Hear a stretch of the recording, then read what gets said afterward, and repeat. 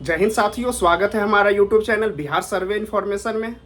तो इस बार जो पंचायती राज डिपार्टमेंट में तकनीकी सहायक पद के लिए जो वैकेंसी निकला हुआ था, जिसका जो क्वालिफिकेशन है वो आपको डिप्लोमा इन सिविल रखा था, तो उसका मेरिट लिस्ट जो है बहुत सारा डिस्ट्रिक्ट जो है प्रकाशन कर दिया गया है, बहुत सारा डिस्ट्रिक्ट में अभी बाकी है। तो जो लोगों का अभी तक लिस्ट में नाम नहीं आया है, जिन डिस्ट्रिक्ट का अभी नहीं आया हुआ है, तो वो आप वेट कर ले। आपको कुछ ही दिनों में जो है आपको लास्ट इस मंथ के लास्ट तक आपको हर एक डिस्ट्रिक्ट का आपको मेरिट लिस्ट निकल जाएगा। हाँ, ये कंफर्म नहीं है कि जो डिस्ट्रिक्ट शेष बचा हुआ है वो ऑनलाइन रिजल्ट जारी करेंगे या ऑफलाइन जारी करेंगे। बट अगर आप नज़दीक में रहते हैं तो आप जो पीआरडी का ऑफिस है जो जिला में पड़ता है वहाँ पे जाके आप जानकारी प्राप्त कर सकते हैं, या इन्फॉर्मेशन के लिए आप वहाँ विजिट करते रहें, ताकि आप जैसे ही वहाँ का रिजल्ट प्रकाशित हो जाता है तो आप उसको टाइम से पता चल सके। तो ये तो हो गया कि ऑफलाइन के माध्यम से जो रिजल्ट आएगा उसके लिए। और ऑनलाइन के लिए है कि आप जिस डिस्ट्रिक्ट में अप्लाई किए हैं उस डिस्ट्रिक्ट का जो एनआईसी का साइट है वहाँ पे विजिट करते रहें। जैसे ही अगर वहाँ के डिस्ट्रिक्ट के तरफ से अगर वो अपलोड कर दिया जाता है तो डिस्ट्रिक्ट के जो एनआईसी साइट है वहाँ पे वो आप मेरिट लिस्ट देख सकते हैं। ये हो गया कि आपका रिजल्ट जो है उसके बारे में। फिर ये जो मेन मुद्दा आज का है कि जिनका अभी तक में रिजल्ट निकल चुका है और उनको रिजेक्ट कर दिया गया है, या उन्होंने अप्लाई किया हुआ था तो उन लड़के का जो है कि सिलेक्टेड में भी नाम नहीं है और रिजेक्टेड में भी नाम नहीं है, तो उन लोगों के तरफ से क्या करना चाहिए या उन लोगों का क्या होगा। सबसे पहले बात करते हैं कि जिनका लिस्ट में नाम है और उनको रिजेक्ट कर दिया गया है, वो रिजेक्ट करने का जो रीज़न है, जो रिमार्क्स कॉलम है वहाँ पे दिया गया है। तो बहुत सारा जो कैंडिडेट है उन लोगों का क्या हुआ है, वो का हुआ है कि अभियुक्ति कॉलम जो होता है रिमार्क्स, वहाँ पे लिखा गया है कि आवेदक द्वारा विज्ञापन में उल्लेखित न्यूनतम आवश्यक पात्रता मापदंड में नहीं अंकित गया है।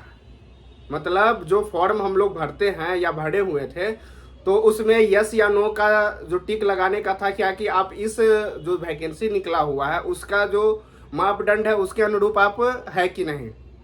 तो उसमें अगर आपके तरफ से नहीं का टिक किया गया है, इसके चक्कर में आपका जो है अनसेलेक्ट में आपको रिजेक्ट में डाल दिया गया है। तो वो डिपार्टमेंट के तरफ से गलती नहीं है, वो आपके तरफ से गलती किया गया है। तो ऐसे केस में हमें जैसा लगता है कि वो आपको आपत्ति करने के बाद भी आपका सुधार नहीं होगा, क्योंकि ये आपके तरफ से गलती किया गया है।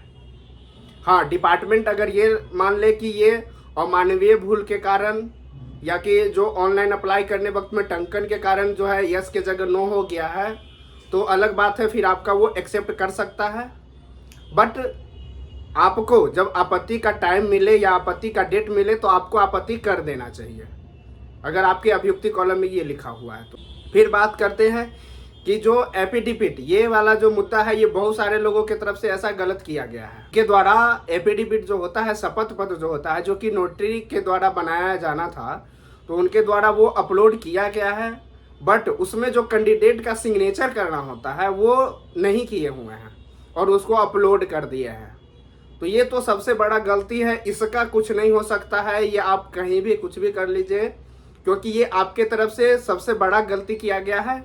अगर आप डिप्लोमा किए हैं, आपने जेई के लिए फॉर्म भरा है और आप ये इतना छोटा सा मिस किए हुए हैं, तो ये कहीं से भी चलेबल नहीं है। ये आपका रिजेक्ट है तो रिजेक्ट ही रहेगा, क्योंकि ये आपके तरफ से गलती किया गया है। एक तरह से आपने फर्जी डॉक्यूमेंट्स बना के अपलोड किया है।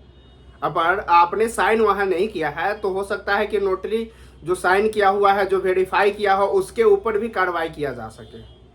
क्योंकि जब हम लोग शपथ पत्र बनाते हैं, जब एफिडेविट बनाते हैं, तो उसमें साफ साफ होता है कि जो कैंडिडेट है उसको वेरीफाई करके उसको सामने में रह के तभी जाके वो वेरीफाई होता है।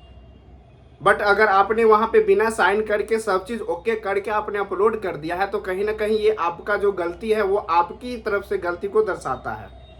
तो ये आपका कतई भी कुछ नहीं होने वाला है। बाकी आपकी तरफ से अगर लग रहा है कि हमें आपत्ति कर देना चाहिए, तो इसके लिए आप फ्री है, आप आपत्ति कीजिए। ये डिपार्टमेंट पे छोड़ दीजिए कि वो उन कैंडिडेट का क्या करेंगे। तो ये हो गया कि जिनके तरफ से ऐसा अगर रिमार्क्स में लिखा हुआ है, चाहे वो एफिडेविट के बारे में हो या जो फॉर्म आप फिलअप किए हुए हैं उसमें जो आपने नो क्लिक किया है उसके बारे में हो गया। अब होता है कि कौन सा ऐसा गलती है जिसको सुधार किया जा सकता है, जिसका दावा आपत्ति करने के बाद जो है उसको सुधार हो सकता है। तो बात करते हैं कि जो लोगों ने जो मार्कशीट के बदले में जो फाइनल मार्कशीट अपलोड किए हुए हैं, बाकी सेमेस्टर का जो अपलोड नहीं किए हुए हैं, तो उन लोगों के लिए है कि जब हम लोग अपलोड करते थे या उसमें जो है उसमें एक लिमिट होता है कि इतना MB के अंदर ही आपको डॉक्यूमेंट्स अपलोड करना है। तो कहीं ना कहीं 5-6 सेमेस्टर जो भी है उसका एक साथ अपलोड संभव नहीं है। तो आपके तरफ से अगर आपत्ति किया जाता है तो आपका फॉर्म एक्सेप्ट होगा और आपका फॉर्म जो है वो सुधार हो जाएगा। फिर है कि कहीं लिखा हुआ था कि कोई आदमी मैट्रिक का या कोई भी डॉक्यूमेंट्स का सर्टिफिकेट और मार्कशीट, तो उसमें अवलिक है या इस दोनों में से कोई भी अपलोड किया जा सकता है। तो बहुत सारे का ऐसे में रिजेक्ट कर दिया गया है कि आपकी तरफ से मार्कशीट अपलोड नहीं किया गया है, सर्टिफिकेट अपलोड किया गया है। बहुत जगह में है कि सर्टिफिकेट अपलोड किया गया है, मार्कशीट नहीं किया गया है। तो इनके तरफ से है कि फॉर्म जब फिलअप किए है उसमें अवलिक लिखा हुआ है आ है, इसमें आप दोनों में जो भी अवेलेबल है वो आप अपलोड कर सकते थे। तो ये चीज़ें आपका एक्सेप्टेबल है, आपको आपत्ति करना चाहिए, आपका जो फॉर्म है वो एक्सेप्ट होगा। फिर बात करते हैं कि अगर किसी के नाम में, जैसे मेरा नाम राम है, श्याम है, उसमें अगर ए छूट गया कोई या कैपिटल लेटर या कुछ भी, वो होता है कि डॉक्यूमेंट्स में आपका नाम कुछ और है और आपने अप्लाई किया है उस समय आपका नाम कुछ और हो गया है। तो वो भी है कि वो मानवीय भूल होता है, जो हम लोग अप्लाई करने वक्त में जो मिसमैच हो जाता है, नहीं कुछ टाइप करना होता है कुछ और टाइप हो जाता है, तो वो मानवीय भूल है, उसको आपको एक्सेप्टेबल है, वो आपको एक्सेप्ट किया जा सकता है। अगर आपके नाम या किसी चीज़ में जो कि डॉक्यूमेंट्स में आपका सही है बट अप्लाई करने वक्त में वो गलत हो गया है, तो वो आपका सुधार हो सकता है, उसमें आपको अप्लाई करना चाहिए, आपको आपत्ति करना चाहिए, आपका सुधार जरूर होगा। बाकी और भी ऐसे जितना भी, हाँ एक और मुद्दा हो गया है कि जिन्होंने अपना अप्लाई किया हुआ था, फाइनल सबमिट किया था, उनके पास रिसिप्ट है, फिर भी उनका न रिजेक्ट में नाम है न सेलेक्ट में नाम है। तो वैसे स्टूडेंट से है कि आप जो भी डिस्ट्रिक्ट से अगर आपने अप्लाई किया है, आप डायरेक्टली वहाँ जाके PRD ऑफिस में बात कीजिए, आप उनसे बात कीजिए, अपना डॉक्यूमेंट्स दिखाइए। अगर आपका सब चीज़ सही भी है या गलत भी है तो उनको लिस्ट में नाम आपका देना होगा, और आने वाला दिन में आपका नाम जरूर आएगा अगर आपका नाम न रिजेक्ट लिस्ट में है न एक्सेप्ट वाले लिस्ट में है। तो आप जाके PRD ऑफिस में जो भी आप डिस्ट्रिक्ट से अप्लाई किए वहाँ पे जाके आप तुरंत संपर्क कीजिए।